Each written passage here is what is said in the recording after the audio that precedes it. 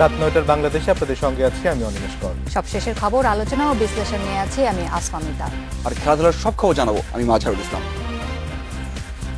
শুরুতেই জানিয়ে দিচ্ছি শিরোনামগুলো।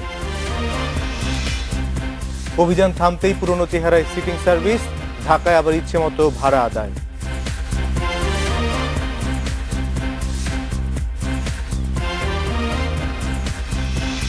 বাঁধে অনিয়মের অনুসন্ধানে হাওড়ে দুদক, জড়িতদের ছাড় না দেওয়ার ঘোষণা চেয়ারম্যানের।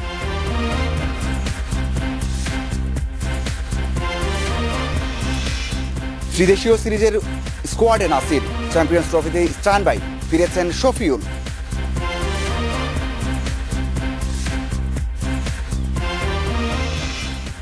রাত ৯টার বাংলাদেশে আজ মতামত পাঠানোর বিষয় ফের বাড়তি ভাড়াতেই সিটিং সার্ভিস। মতামত পাঠাতে পারেন SMS অথবা ফেসবুকে। আপনাদের মতামত জানাবো সংবাদের পরের অংশে।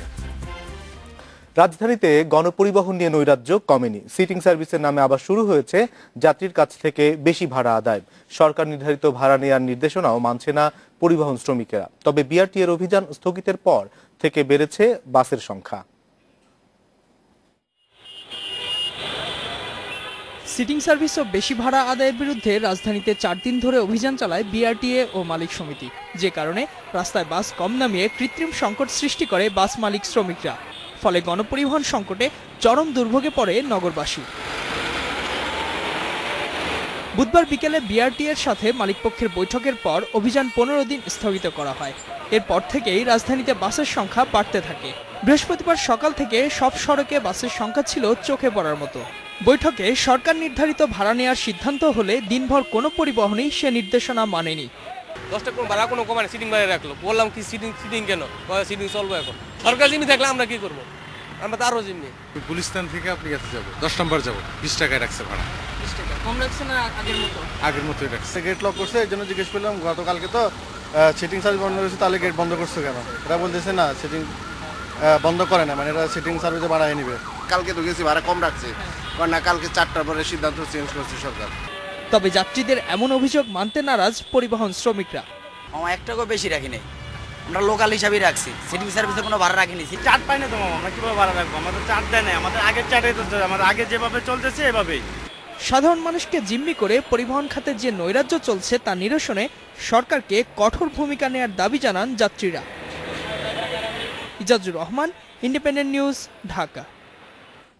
রাজধানীর গণপরিবহনে রয়েছে হাজার কোটি টাকার অপ্রদর্শিত অর্থ, তাই একে দ্রুত একটি কাঠামোয় আনা যাচ্ছে না, এমন মন্তব্য করে ঢাকা উত্তর সিটি কর্পোরেশনের মেয়র আনিসুল হক জানিয়েছেন, ধাপে ধাপে পুরনোগুলো তুলে নতুন বাস নামানো হবে। উচ্ছেদ নয়, আলোচনার মাধ্যমে সড়ক এবং ফুটপাত উন্মুক্ত করা হচ্ছে। গুলশানে রুশ দূতাবাসের সামনে সড়ক ও ফুটপাতের নিরাপত্তা বেষ্টনী সরানোর কাজ পরিদর্শনে এসে এসব কথা জানান মেয়র আনিসুল হক। আনিসুল হক জানান, রাজধানীর গণপরিবহন ব্যবস্থা ঢেলে সাজানোর কাজ করছে সরকার। তবে এ খাতে হাজার কোটি টাকা কালো টাকা থাকায় একে দ্রুত কাঠামোয় আনা যাচ্ছে না। পুরনো বাস তুলে ধাপে ধাপে প্রায় 4000 নতুন বাস নামানো হবে বলেও জানান তিনি। 7টা রুটে আনার চেষ্টা করছি, 7টা হোল্ডিং কোম্পানিতে আনার চেষ্টা করছি। যদি তাই হয় তখন বাসে বাসে আর মারামারি থাকবে না। সমস্যা ছিল এই অ্যাকসেপ্টেন্সটা পাওয়া, কারণ এর পেছনে হাজার কোটি টাকার ব্ল্যাক মানি অপারেট করছে আর কি। ওনারাই বলেন যে হ্যাঁ ভাই, অনেক লোকের অনেক রকম স্বার্থ আছে যেটা বাংলাদেশে থাকে। রাজধানীর দূতাবাস এলাকায় ফুটপাত দখল করে বসানো নিরাপত্তা চৌকি ও বেষ্টনী তুলে দেওয়া হবে বলেও জানান আনিসুল হক। এছাড়া গুলশান এভিনিউর গাড়ির চাপ কমাতে দ্রুতই লেক ড্রাইভ রোড খুলে দেওয়ার কথাও জানান তিনি। যে রাস্তায় একটা সেকেন্ড প্যারালাল স্ট্রিট করবে গুলশান এভিনিউর মতো, আগামী শনিবার দিন আমরা তাদেরকে ডেকে কনভিন্স করেছি, কেস তুলে নিয়েছে তারা মেয়রের রিকোয়েস্টে। আমরা শনিবার দিন ওইখানে একটা 50 ফিট রাস্তা আপনাদের সামনে উপহার দেব।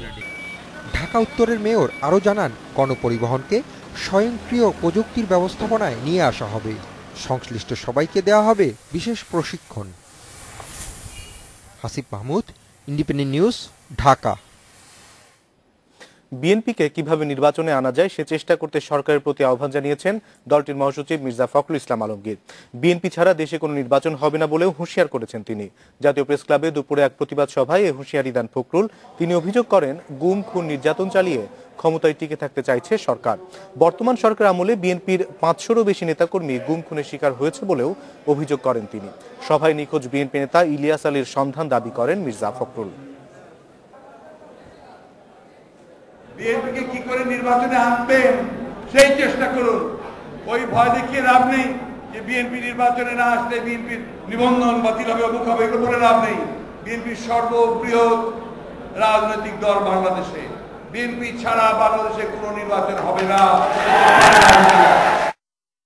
2014 সালের 5 জানুয়ারি নির্বাচনে না গিয়ে বিএনপি ভুল করেছিল বলে মন্তব্য করেছেন আওয়ামী লীগের সাধারণ সম্পাদক ওবায়দুল কাদের। আগামী নির্বাচনে দলটি আর একই ভুল করবে না বলেও মনে করছেন তিনি। কুমিল্লায় ওবায়দুল কাদের সাংবাদিকদের বলেন, নির্বাচনে অংশ নেওয়া বিএনপির গণতান্ত্রিক অধিকার। 5 জানুয়ারি 14 সালে তারা যে ভুল করেছিল, আমি আশা করি তারা সেই পুরনো ভুলের পুনরাবৃত্তি ঘটবে না, ঘটাবে না। বিএনপির আগামী জাতীয় নির্বাচনে যাওয়া না যাওয়া নিয়ে আবারও এক ধরনের আলোচনা তৈরি হয়েছে। অনিমেষ, আজকে ওবায়দুল কাদের যেমন বললেন বিএনপির গণতান্ত্রিক অধিকার, একই সঙ্গে গত বেশ কিছুদিন ধরে এই আলোচনা চলার কারণই হচ্ছে পরপর 2টি জাতীয় নির্বাচনে অংশ না নিলে বিএনপির নিবন্ধন বাতিল হবার একটা বিধান রয়েছে আরপি অনুযায়ী। সেখানে বিএনপির মহাসচিব কিন্তু আজকে পরিষ্কার বলে দিলেন এই হুমকিতে, আসলে এটি যদিও হুমকি নয়, আইনেই বলা আছে, কিন্তু তিনি পরিষ্কার বলছেন যে এটিতে আসলে তারা পরোয়া করছেন না। আওয়ামী লীগ বারে বারেই যে কথাটি বলছে যে বিএনপি নির্বাচনে আসবেই, আওয়ামী লীগের নেতাদের সঙ্গে যে কোনো পর্যায়ের কথা হলে তাদের কাছ থেকে বোঝা যায় যে বিএনপির নির্বাচনে আসা ছাড়া কোনো গতি নেই। কারণ আওয়ামী লীগ বিএনপি যতই হুমকি দিক সেগুলিকে খুব বেশি ভয় পায় না, তাদের সঙ্গে কথা বলে বিভিন্ন পর্যায়ে আমার এটি মনে হচ্ছে। তবে আজকে মির্জা ফখরুলের কথা খুব ইন্টারেস্টিং। তিনি বলছেন যে বিএনপিকে নির্বাচনে আনতে সেই পরিবেশটি আওয়ামী লীগের তৈরি করতে হবে, এবং ওবায়দুল কাদের বলছেন যে তারা নির্বাচনে আসবে সেই বিষয়ে তারা নিশ্চিত। অর্থাৎ দুটি দলই জানে যে দুটি দলই নির্বাচনে আসবে। অন্যদিকে দিনাজপুরে একটি অনুষ্ঠানে কিন্তু আবার স্বাস্থ্যমন্ত্রী মোহাম্মদ নাসিম বলছেন যে বিএনপি নিশ্চিহ্ন হয়ে যাবে কোনো কারণে যদি না আসে, এমন ভুল যদি তারা করেন এই দলটির হয়তো আর অস্তিত্বই থাকবে না, এমন আশঙ্কা। এবং বাস্তবতাটাও অনেকটা এরকমই। গত নির্বাচনে আজকে ওবায়দুল কাদের যেটি বলেছেন যে বিএনপি একটি ভুল করেছেন, বিএনপির বিভিন্ন পর্যায়ে নেতারা এখনো স্বীকার করেন যে গত নির্বাচনে না যাওয়াটা বিএনপির জন্য একটি ভুল। মাঝার আপনিও নিশ্চয়ই খেয়াল করেছেন এই বিষয়গুলো নিয়ে বেশ কিছুদিন ধরেই এই আলোচনা চলছে, বিশেষত বিএনপির আগামী নির্বাচন নিয়ে ভাবনা। অবশ্যই যদি নির্বাচনে না আসে আর যদি সেই আইনটা যদি বাস্তবায়ন হয়, তাদের যদি বাতিল করা হয়, তাহলে তো অবশ্যই নিশ্চিন্ন হয়ে যাবে। আপনারা যেটা বলছিলেন সেই ক্ষেত্রে অবশ্যই তাদের মধ্যে একটা, আপনি একটু বলছিলেন যে নির্বাচন কর্মীরা বলছিলেন যে নির্বাচনে অংশ না নিয়ে ভুল করেছেন, হয়তো সেই ভুলটা আর করবে না। বিএনপি একটি হুমকি দেওয়ার চেষ্টা করছে, গত নির্বাচন তারা যেভাবে প্রতিহত করতে চাইছিল, তবে সেই শক্তিটা বিএনপির আছে কিনা সেটিও এখন বিবেচ্য বিষয়। যাই হোক, পরের খবরে আমরা চলে যাই। চট্টগ্রাম বিশ্ববিদ্যালয়ে পুলিশের সঙ্গে ছাত্রলীগ নেতাকর্মীদের ব্যাপক সংঘর্ষে পুলিশ সহ অন্তত 7 জন আহত হয়েছেন। সংঘর্ষের পর শাটল ট্রেন বন্ধ করে দেয় ছাত্রলীগ। এই ঘটনায় বিশ্ববিদ্যালয়ের ছাত্রলীগ উপদপ্তর সম্পাদক মিজানুর রহমান বিপুল এবং সহ সম্পাদক আব্দুল্লাহ আল কায়সারকে বহিষ্কার করেছে কেন্দ্রীয় ছাত্রলীগ। পুলিশ জানায় গত বছর একজনকে কুপিয়ে আহত করার দায়ে সাংবাদিকতা বিভাগের 4র্থ বর্ষের ছাত্র আব্দুল্লাহ আল কায়সারকে 2 বছরের জন্য বহিষ্কার করে বিশ্ববিদ্যালয় প্রশাসন। এরপর পরীক্ষা দেওয়ার সুযোগের দাবিতে ছাত্রলীগ নেতা কায়সার তার সমর্থকদের নিয়ে বৃহস্পতিবার পরীক্ষার হলের সামনে অবস্থান নেন। এক পর্যায়ে তারা বিশ্ববিদ্যালয়ের মূল গেটেও তালা লাগিয়ে দেন। এতে স্থগিত হয়ে যায় প্রথম দিনের পরীক্ষা। এরপর পুলিশ তাদের সরিয়ে দিতে গেলে শুরু হয় সংঘর্ষ।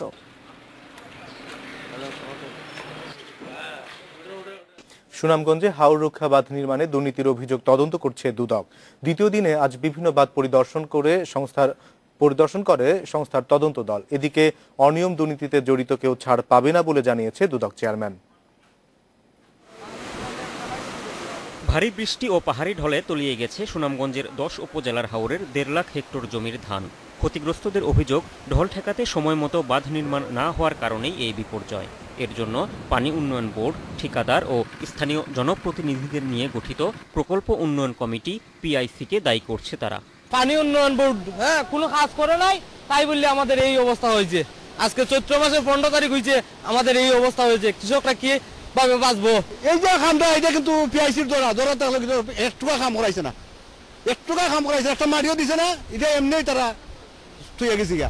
বাঁধ নির্মাণে অনিয়ম দুর্নীতির অভিযোগ অনুসন্ধানে নেমেছে দুর্নীতি দমন কমিশন। দুদকের তদন্ত দলের সদস্যরা বুধবার সিলেটে গিয়ে কথা বলেন বিভাগীয় কমিশনার এবং বাঁধ নির্মাণের দায়িত্বে থাকা প্রকল্প পরিচালকের সাথে। বৃহস্পতিবার তারা পরিদর্শন করেন সুনামগঞ্জে ক্ষতিগ্রস্ত বিভিন্ন বাঁধ, কথা বলেন ক্ষতিগ্রস্তদের সাথে। দুদকের তদন্ত দল বলছে, বাঁধ রক্ষায় পিআইসি বা ঠিকাদারের কোনো তৎপরতা চোখে পড়েনি। দায়িত্বে গাফিলতির কারণে ঠিকাদারদের বিরুদ্ধে ব্যবস্থা নিতে পানি উন্নয়ন বোর্ডের প্রতি আহ্বান জানিয়েছে তারা। আমরা ওইখানে কোনো পিআইসি লোক বা কোনো ঠিকাদার কাজকে পাইনি। যে ঠিকাদার কাজ না করা সত্ত্বেও টেন্ডারে অংশগ্রহণ করে জনগণের ক্ষতি করছে, দুদকের আগে পানি উন্নয়ন বোর্ডের উচিত তাদের বিরুদ্ধে ব্যবস্থা নেওয়া। অন্যদিকে ঢাকায় দুদক চেয়ারম্যানের হুঁশিয়ারি, হাওর রক্ষা বাঁধ নির্মাণে দুর্নীতিতে জড়িত কেউ ছাড় পাবে না। সময় মতো কাজ না হওয়াটাও একটা দুর্নীতির অংশ আমি মনে করি। কেন আপনি সময় মতো করবেন না? আপনার দায়িত্ব ছিল সময় মতো করার। কারা কারা দায়ী? আমরা কিছু না করতে পারি, কিন্তু আমরা সংশ্লিষ্ট ডিপার্টমেন্টকে বলতে পারবো যে এই কারণে হয় না। সেটা তো একটা কাজ আমাদের, তাই না? সময় মতো বাঁধ নির্মিত হলে হাওরের ক্ষতির পরিমাণ অনেক কম হতো বলেও মনে করেন দুদক চেয়ারম্যান। কাজী শামীম হাসান, ইন্ডিপেন্ডেন্ট নিউজ, ঢাকা। রাত ৯টায় বাংলাদেশে এবার একটি বিরতি।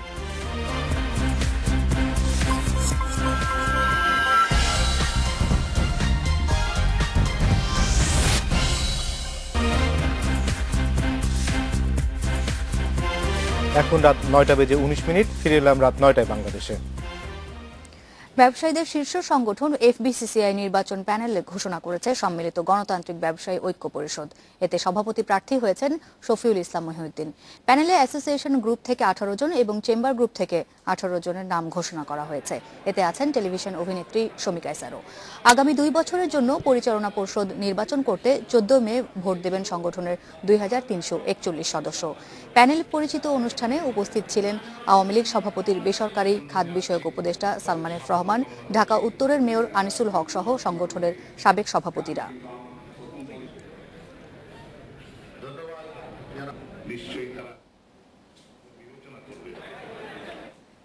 নতুন আয়কর আইনের খসড়া বাংলায় প্রণয়নের সিদ্ধান্ত নিয়েছে জাতীয় রাজস্ব বোর্ড। সেগুনবাগিচায় কর অঞ্চল ৭ কার্যালয়ে ব্যবসায়ী ও করদাতাদের সঙ্গে পরামর্শ সভায় এই সিদ্ধান্ত হয়। সভায় সভাপতিত্ব করেন কর কমিশনার মেফতাউদ্দিন খান। তিনি বলেন, সব পক্ষের সঙ্গে আলোচনা করেই নতুন আয়কর আইনের খসড়া তৈরি করা হবে। এরপর সাধারণের মতামত নিতে তা ওয়েবসাইটে দেওয়া হবে। আইনে ব্যবসায়ীদের সুবিধা অসুবিধার বিবেচনার পাশাপাশি ই ট্যাক্স চালু নিয়েও আলোচনা হয়। সভায় ব্যবসায়ীরা কর কমিয়ে আনার আহ্বান জানান। আপনারা কি আপনাদের পেশা সংশ্লিষ্ট আলাদা বিধান চান কিনা? নতুন যে আয়কর আইন হবে সেখানে কি আপনারা নতুন কোনো প্রভিশন চান কিনা? আপনাদের সুবিধার দিকটা আমরা বিবেচনা করতে চাচ্ছি, যেহেতু আপনার বিজনেসের নেচারটা ডিফারেন্ট। খেলাধুলার খবর জানাতে আমাদের সঙ্গে আছে মাজারুল ইসলাম। মাজারের কাছ থেকে জেনে নেই প্রধান খবরগুলো। অনিমেষ মিত্র, ধন্যবাদ। আজকে বড় খবর হচ্ছে বাংলাদেশ দল ঘোষণা করা হয়েছে ট্রাই ন্যাশনাল চ্যাম্পিয়ন্স ট্রফির জন্য, যেখানে নাসির, শফিউল ঢুকেছে স্কোয়াডে। এছাড়াও প্রিমিয়ার ডিভিশন লিগে টানা তৃতীয় জয় পেয়েছে আবাহনী। কিন্তু অনেকদিন থেকে দলে আছেন, কিন্তু মাঠে নামতে পারছেন না। হ্যাঁ, এর আগেও দলে ছিলেন, কিন্তু তাকে দেখা গেছে বেশিরভাগ সময় দ্বাদশ প্লেয়ার হিসেবে ছিলেন, কিন্তু কোনোভাবেই দলের কম্বিনেশনের সাথে সে নাসিরকে মেলানো যাচ্ছিল না। এই জন্য কিন্তু স্কোয়াডে ডাকাই হয়নি শেষে যে সিরিজটা হয়েছে শ্রীলঙ্কার বিপক্ষে। তো অনেকদিন পরেই চান্স পেয়েছে, কারণ প্রিমিয়ার ডিভিশনে ভালো পারফর্ম করছিলেন নাসির। এই খবরগুলো রয়েছে, দর্শকদের অনেক প্রত্যাশা আছে, অবশ্যই আছে, আমি সেগুলো খবর জানিয়ে দিব। নিচ্ছে একটা বিরতি থেকে ফিরে এসে যা জানাবো। ৯:২৯ ফিরে রাত ৯টা বাংলাদেশে। চ্যাম্পিয়ন্স ট্রফি ও ত্রিদেশীয় সিরিজের জন্য দল ঘোষণা করেছে বাংলাদেশ ক্রিকেট বোর্ড। ত্রিদেশীয় সিরিজের স্কোয়াডে ডাক পেয়েছেন নাসির হোসেন, তবে চ্যাম্পিয়ন্স ট্রফির জন্য আছেন স্ট্যান্ড বাই হিসেবে ফিরেছেন শফিউল ইসলামও। ১২ মে আয়ারল্যান্ডে শুরু হবে ত্রিদেশীয় সিরিজ, আর চ্যাম্পিয়ন্স ট্রফি শুরু ১ জুন। জুনে আইসিসি চ্যাম্পিয়ন্স ট্রফিতে বাংলাদেশের প্রথম প্রতিপক্ষ ইংল্যান্ড। গ্রুপ পর্বে আরও ২ প্রতিপক্ষ অস্ট্রেলিয়া ও নিউজিল্যান্ড। শক্তিশালী এই ৩ দলের বিপক্ষে লড়বেন তামিম ইকবাল, ইমরুল কায়েস, সৌম্য সরকার, সাকিব আল হাসান, মুশফিকুর রহিম, মাহমুদুল্লাহ রিয়াদ, সাবির রহমান, মোসাদ্দেক হোসেন সৈকত, মেহেদী হাসান মিরাজ, সঞ্জামুল ইসলাম, মাশরাফি বিন মুর্তজা, মোস্তাফিজুর রহমান, তাসকিন আহমেদ, রুবেল হোসেন ও শফিউল ইসলাম। স্ট্যান্ড বাই হিসেবে থাকছেন নুরুল হাসান সোহান, নাসির হোসেন, সাইফুদ্দিন ও সুভাষিস রায়। বিসিবি সভাপতি আগেই যেমনটি আভাস দিয়েছিলেন ঠিক তেমনটিই দল ঘোষণা করেছেন নির্বাচকরা। দলে কোনো চমক নেই, তবে আয়ারল্যান্ডে ত্রিদেশীয় সিরিজের 18 সদস্যের স্কোয়াডে আবারও ডাক পেয়েছেন নাসির হোসেন। গত 1 বছর দলের সাথে থাকলেও ম্যাচ খেলেছেন মাত্র 2টি। 1 বছর ধরে কিন্তু টিমের সাথে ট্যুর করছে না, তো সেই হিসাবে আমরা কিন্তু ওকে একটা প্রসেসের মধ্যে আমরা এনেছি, যেহেতু ও ইমাজিন কাপে যথেষ্ট ভালো খেলেছে, ডোমেস্টিক ক্রিকেট ভালো খেলছে, তো এটার মধ্যে আমরা মনে করি যে ওকে আবার ইউজ টু করাও দরকার। আর এই কন্ডিশনে আমাদের অনেক প্লেয়ার এখনো ক্রিকেট খেলেনি, তো এই কন্ডিশনের সাথে ইউজ টু হওয়া, কিন্তু সামনে আমাদের অনেকগুলি এভে সিরিজও আছে। আইসিসির ইভেন্টে পুরো পেস উইকেট হয়তো হবে না, তবে ইংল্যান্ডে তো আর উপমহাদেশের উইকেট বানানো সম্ভব না। একথা মাথায় রেখেই অন্য দেশগুলো স্কোয়াডে রেখেছে পেস বোলিং অলরাউন্ডার। সেই জায়গায় বাংলাদেশ দলে কেবল মাশরাফি। সেই ঘাটতি পূরণ করতেই অধিনায়কের সাথে আরো 4 পেসার যাচ্ছে ইংল্যান্ডে। পেস অলরাউন্ডার তো আমাদের ক্যাপ্টেন আছে, তো আমরা আরেকজনকে মাত্র স্টার্ট করেছি আমাদের পেস অলরাউন্ডারের, মোহাম্মদ সাইফুদ্দিন, এবং ওকে অলরেডি আমরা T20-তে ইন্ট্রোডিউস করেছি। তো আস্তে আস্তে করে ওকে ডেভেলপ করতে হবে, ইন্টারন্যাশনাল এরিনায় স্ট্যাবলিশ হতে তো একটু সময় লাগে। আয়ারল্যান্ড সিরিজের আগে 26 এপ্রিল কন্ডিশনিং ক্যাম্প করতে সাসেক্সে যাবে বাংলাদেশ দল। ত্রিদেশীয় সিরিজে আয়ারল্যান্ড ছাড়াও টাইগারদের অন্য প্রতিপক্ষ নিউজিল্যান্ড। আমিরুল লতিফ, ইন্ডিপেন্ডেন্ট নিউজ, ঢাকা। নাসির হোসেন আবারও জাতীয় দলে। আয়ারল্যান্ডের ত্রিদেশীয় সিরিজের জন্য নাসিরকে বিবেচনায় এনেছে ম্যানেজমেন্ট। পারফর্ম করে আস্থা অর্জন করতে চান মিস্টার ফিনিশার। অন্যদিকে চ্যাম্পিয়ন্স ট্রফির দলে থাকা পরম পাওয়া বলছেন শফিউল ইসলাম। ঢাকা প্রিমিয়ার লিগে টানা 3য় জয় পেয়েছে আবাহনী ও গাজী গ্রুপ। বিকেএসপিতে রূপগঞ্জকে 8 উইকেটে হারিয়েছে গাজী গ্রুপ। ফতুল্লায় ব্রাদার্স ইউনিয়নের বিপক্ষে আবাহনী জয় 32 রানের। বিকেএসপির আরেক মাঠে দোলেশ্বরকে 5 রানে হারিয়েছে শেখ জামাল। ঢাকায় এশিয়া কাপ আয়োজন নিয়ে দেখা দিয়েছে অনিশ্চয়তা। ফ্ল্যাড লাইট স্থাপন করা না হলে আসরটি সরে যেতে পারে অন্য দেশে। সেপ্টেম্বরের মধ্যে ফ্ল্যাড লাইট স্থাপনের ডেডলাইন দিয়েছে এশিয়ান হকি ফেডারেশন। কর্তারা আশাবাদী সঠিক সময়েই AHF এর শর্ত পূরণ করতে পারবেন। আসর শুরু হওয়ার কথা রয়েছে 14 অক্টোবর। এই ছিল আমার কাছে খেলাধুলার খবর। আরো কিছু খবর জানাবেন মিতা ও অনিমেষ। ধন্যবাদ মাজার। আমার কাছে বেশ কিছু খবর আছে, জানিয়ে দেবো সেগুলো। বঙ্গবন্ধু হাইটেক পার্কে সামিট টেকনোপলিসের স্থানে কারখানা স্থাপনের সমঝোতা স্মারক সই করেছে কোরীয় প্রতিষ্ঠান ওয়াও সান ELED। সন্ধ্যায় রাজধানীর একটি হোটেলে এ সমঝোতা সই হয়। এ সময় উপস্থিত ছিলেন তথ্য ও যোগাযোগ প্রযুক্তি প্রতিমন্ত্রী জুনায়েদ আহমেদ পলক। প্রতিষ্ঠানটি উৎপাদন শুরু করবে 2018 সালে। এতে প্রাথমিক বিনিয়োগ হবে 280 কোটি টাকা। প্রতিষ্ঠানটি জানায় কয়েকটি দেশ থেকে 320 কোটি টাকার বিক্রয় আদেশ নিয়ে উৎপাদন শুরু করবে তারা। কারখানার জন্য বঙ্গবন্ধু হাইটেক পার্কে সামিট টেকনোপলিসের স্থানে 2.75 একর জমি বরাদ্দ পেয়েছে কোরীয় প্রতিষ্ঠানটি।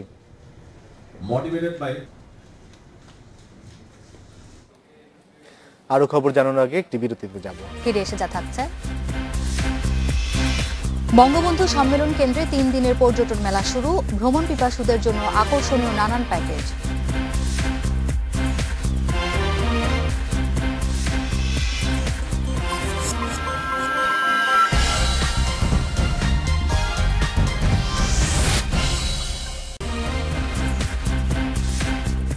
নটা 47-এ ফিরে এলাম রাত 9টায় বাংলাদেশে।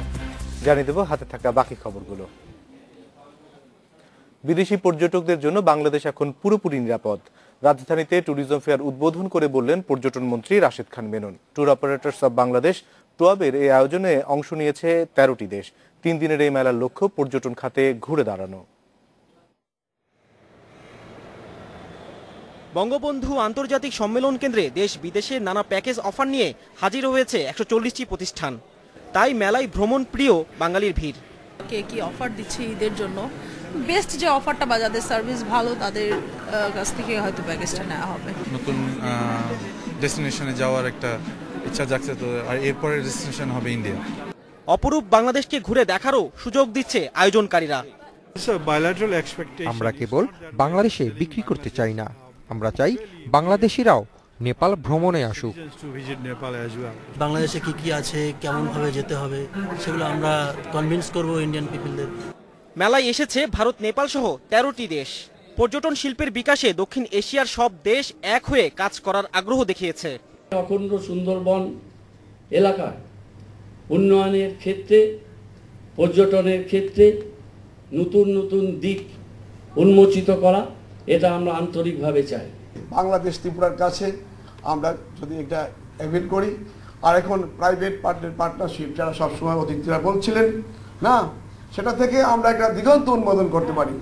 পর্যটন মন্ত্রী বললেন এই খাতে সাম্প্রতিক জঙ্গিবাদের প্রভাব পড়েছিল। এ বছর ক্ষতি পুষিয়ে ওঠার আশা তার। বিদেশি যারা আমাদের দেশে আসার আশঙ্কা প্রকাশ করেছিলেন তারা তাদের বুকিংগুলো ক্যান্সেল করেন এবং আমাদের কিছুটা হলেও ট্যুরিজম ক্ষতিগ্রস্ত হয়, কিন্তু আমরা পরবর্তীকালে এটাকে পুষিয়ে উঠেছি। মেলায় 10টি প্যাভিলিয়ন, 18টি মিনি প্যাভিলিয়ন রয়েছে। প্রতিদিন সকাল 10টা থেকে রাত 8টা পর্যন্ত খোলা থাকবে। ঢুকতে হবে 30 টাকার টিকিট কেটে। Aminul Islam, independent news, Dhaka. ফের বাড়তি ভাড়াতে সিটিং সার্ভিস, এ বিষয়ে আজ আপনাদের মতামত জানতে চেয়েছি। আমাদের কাছে যে মতামতগুলো এসেছে, বাদল বলছেন সরকারের 2-1 মন্ত্রী সড়ক পরিবহন খাতের গডফাদার, তাই নৈরাজ্য বন্ধ হচ্ছে না। রায়লা বলছেন যারা সিটিং সার্ভিস পরিচালনা করেন তারা সরকারের চেয়েও বেশি প্রভাবশালী। আর তারিফ বলছেন মাননীয় প্রধানমন্ত্রী আপনার সঙ্গে জনগণ আছে, আপনি সঠিক পদক্ষেপ গ্রহণ করবেন। আমার কাছে কিছু SMS এসেছে, সেখানে দেখছি যে আশরাফুল বলছেন যে মালিক শ্রমিক সবাই জনগণের সঙ্গে প্রতারণা করছে, আমরা জেলখানায় বাস করছি। রিপন বলছেন সরকার অন্য রাজনৈতিক দলগুলোকে আয়ত্তে আনতে পারলেও বাস মালিকদের কাছে পরাজিত। রাকিব বলছেন গুটি কয়েক স্বার্থন্বেষী বাস মালিকের কাছে হার না মেনে পরিবহন খাতে শৃঙ্খলা ফিরিয়ে আনা উচিত। আরো কিছু এসএমএস আছে, যেখানে মামুন বলছেন সরকার কি বাস মালিকদের কাছে অসহায়। তাজুল বলছেন জনগণের সঙ্গে প্রতারণা করে বাসে বাড়তি ভাড়া আদায় ঠেকাতে প্রধানমন্ত্রীর হস্তক্ষেপ দরকার। খবরে চলে যায় মাঝার। বিশ্বব্যাপী যুদ্ধের ছবি তোলেন ফটো সাংবাদিকরা, তাদের ক্যামেরায় উঠে আসে যুদ্ধের ভয়াবহতা। তবে মাঝে মধ্যে পেশাগত দায়িত্ব পালনের চেয়ে মানবিক দায়িত্ব পালন করতে গিয়ে নিজেরাই হয়ে ওঠেন ছবির বিষয়বস্তু। এই ছিল রাত 9টায় বাংলাদেশে আজকের আয়োজন। শেষ করব যুক্তরাষ্ট্রের শ্বেত ভাল্লুকের শাবকের কিছু ছবি দেখে। ধন্যবাদ সবাইকে সাথে থাকার জন্য।